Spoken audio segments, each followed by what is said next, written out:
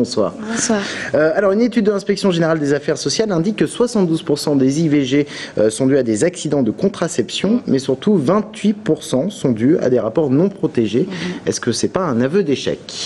Alors, un aveu d'échec, oui et non. Ce qu'on peut se dire, en tout cas, c'est qu'il faut qu'on réfléchisse à la façon que le public a de s'approprier les différents moyens de contraception et de façon plus générale, les différents moyens d'information liés à la contraception, la sexualité, les conduites à risque, le rapport à l'autre, etc. Je crois qu'il faut vraiment recentrer la question, effectivement, de la contraception et du taux d'IVG qui est amené dans ce rapport-là à cette question plus générale de la sexualité aujourd'hui en France. Mais quand même, autant de campagnes de communication menées, des informations dans les collèges et les lycées, l'existence des plannings familiaux aussi. On se pose une question, qu'est-ce qu'on peut faire pour sensibiliser la population là-dessus? Alors qu'est-ce qu'on peut faire? La première chose, c'est déjà de peut-être se remettre un peu en question, que ce soit au niveau des acteurs de terrain ou même des institutionnels, des politiques, des financeurs. Est-ce que les moyens qu'on met à la disposition du public sont finalement si bien adaptés que cela? Puisqu'effectivement, vous parliez d'échec tout à l'heure. Peut-être pas un échec en tant que tel, mais en tout cas, on est passé à côté de quelque chose. Je pense que ce qui est important, c'est effectivement de bien balayer tous les facteurs qui sont à prendre en considération aujourd'hui pour une femme dans le choix d'une contraception. Impliquer aussi certainement beaucoup plus les hommes dans cette problématique-là.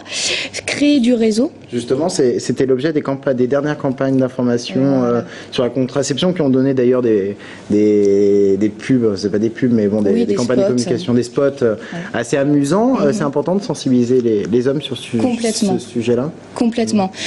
Vous parliez aussi des rapports non protégés. Si on étend aussi cette discussion à tout ce qui est prise de risque liée aux différentes IST et au sida, il est clair qu'aujourd'hui, on peut pas faire sans les représentations sociales qui ont la dent dure, les clichés, les stéréotypes qui font que on a souvent tendance à associer une femme à la contraception, l'homme à la responsabilité du préservatif. Or, on sait bien que c'est pas suffisant de fonctionner comme ça. Il faut pas cloisonner les choses et qu'il faut pouvoir à un moment donné casser un petit peu ce partage des rôles, des tâches, comme on a pu le faire il y a quelques années pour le quotidien dans un couple, au sein d'un foyer. Il faut aussi pouvoir aller creuser au niveau de la sexualité comment on fonctionne aujourd'hui dans un couple et en partant d'une définition très large aussi d'un couple, parce que même si c'est pour un soir, il faut tenir compte aussi des rencontres de cet ordre-là. Quand Roselyne Bachelot dit il faut mettre le paquet sur la prévention, vous dites oui, il faut mettre le paquet, mais comment on fait, c'est ça? Il faut mettre le paquet, d'accord, mais il faut aussi commencer par appliquer les lois, les décrets. Donc on sait bien effectivement qu'en milieu scolaire, c'est là que on peut espérer une grande influence, en tout cas pérenniser des effets en termes de prévention. Mais il faut aussi savoir que c'est sur le terrain, la réalité est tout autre. On a de grandes difficultés, alors pas forcément nous en Indre-et-Loire, puisqu'aujourd'hui on a quand même une grande reconnaissance, légitimité auprès des différents établissements scolaires, mais on le voit aussi dans ce rapport, il y a de grandes disparités régionales, départementales. Il y a beaucoup d'endroits où effectivement les 2 à 3 interventions par an qui sont normalement obligatoires dans un établissement scolaire ne sont pas effectuées, ne sont pas effectives, ça c'est clair et net. Et puis après, il y a aussi toute cette question de la gratuité, de la confidentialité, de l'accès aux moyens de contraception qui sont pas toujours non plus si évidents que ça. On parle beaucoup aussi de la contraception d'urgence. Est-ce que si c'est évident que ça pour quelqu'un d'aller se rendre dans une pharmacie et de l'avoir de façon complètement anonyme et gratuite sans avoir à justifier, je suis pas sûre. Est-ce qu'on a encore ce constat auprès des personnes socialement défavorisées qui encore Toujours, c'est évident. Si on parle un peu de précarité, il faut bien se rendre compte qu'il y a différentes formes de précarité. Il y a la précarité effectivement économique, mais il y a aussi celle liée purement à l'information, l'accès à l'information et l'éducation.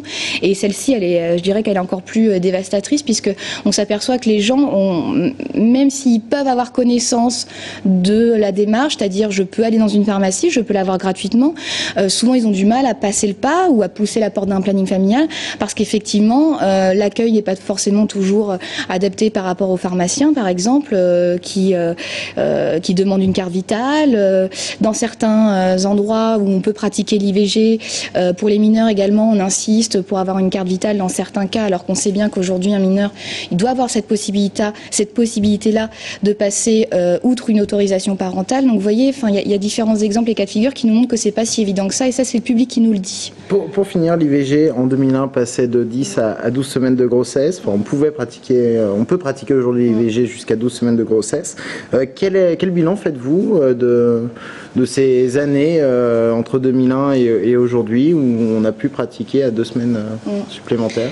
Effectivement, on pouvait saluer effectivement cette avancée-là. Je crois. Est-ce que sur le terrain, finalement, ça a servi? Alors, oui, forcément, on peut pas dire que ça n'a servi à rien, c'est évident, c'est un progrès. Néanmoins, on peut quand même se dire qu'il y a 5000 femmes qui vont à peu près, 5000 femmes à peu près, qui se rendent à l'étranger chaque année pour avoir recours à une IVG, puisqu'ils se retrouvent hors délais légaux français.